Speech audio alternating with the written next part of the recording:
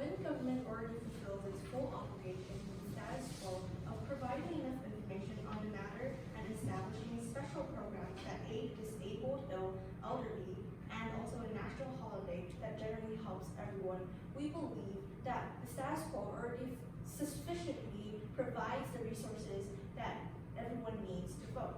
So as the last speaker of the negative side, I'll first go over the stock issues, and second, I'll compare the two sides upon status quo and plan. So first, upon stock issues.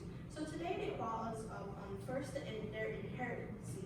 So their first inherency was that prisoners can't vote. Now, as my first two speakers have previously said, we believe that is non-topical because in the status quo, the definition of absentee balloting isn't just establishing a new polling station or letting people register in different districts. So we believe that this subject of prisoners is simply not related to the debate.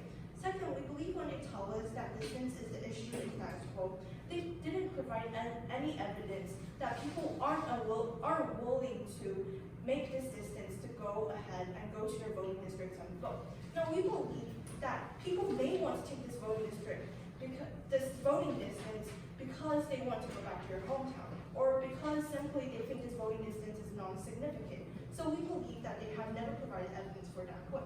Second, they talked about they have provided no working model. So we believe working model is really important because it proves that this plan is workable, and it proves that if it's passed, then it will not create any chaos to society.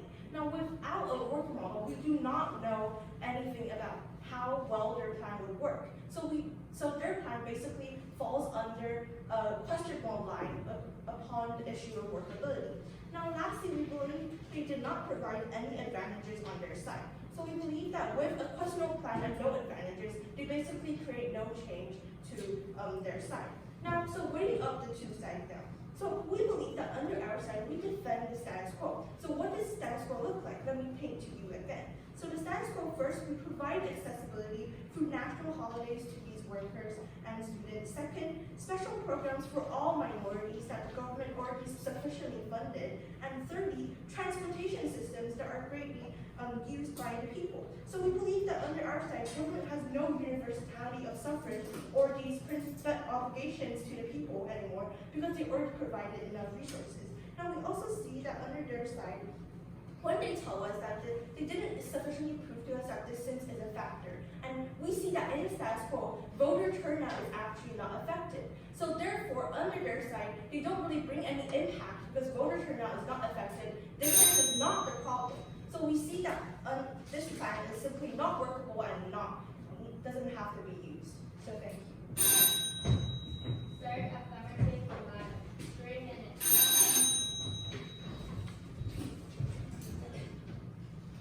Honorable judges and fellow debaters, first I would like to start with the value of debate. I believe debate is a place where people, is a platform where people are discussing an issue. So, in my following speech, I will be not aggressive, and I'll speak slowly and clearly for them to understand our contention. First of all, I believe that the negative side wasn't paying attention to our contentions. We have mentioned about our advantages of implementing absentee balloting, which means that can let those people who are inconvenient to vote can get to the vote to fulfill their right to vote. Also, we have said that we would like to implement the plan of transfer voting in our first constructive speech, but they said it's merely voting, which means that they are not even listening carefully and clearly.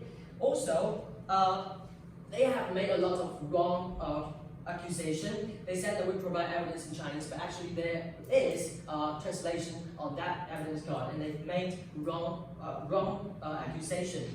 And even if